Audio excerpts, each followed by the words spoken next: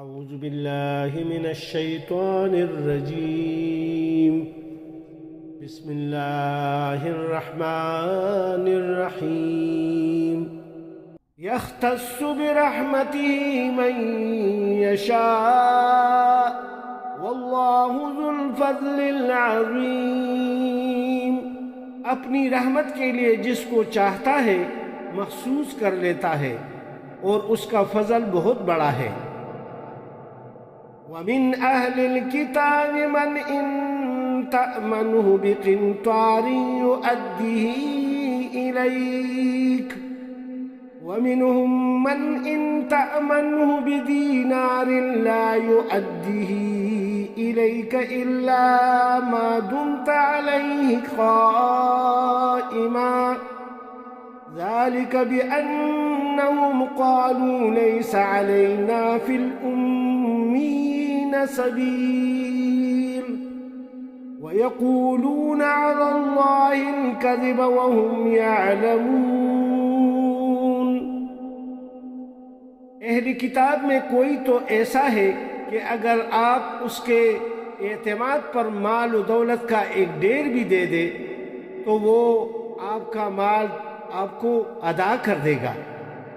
اور کسی کا حال یہ ہے کہ اگر آپ ان کے پاس ایک دینار بھی امانت رکھے تو وہ بعد میں ادا نہ کرے گا الا یہ کہ آپ ان کے سر پر سوار ہو جائیں.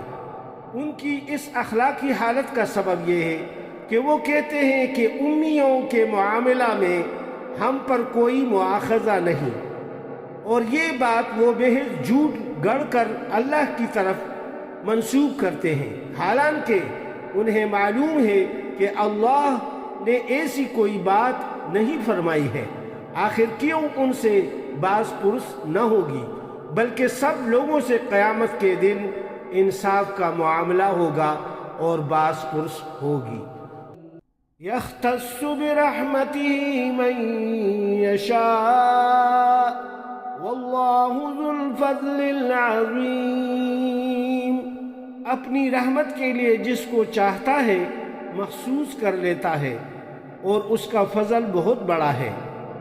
بَلَا مَنْ أَوْفَى بِعَهْدِهِ وَاتَّقَى فَإِنَّ اللَّهَ يُحِبُّ الْمُتَّقِينَ.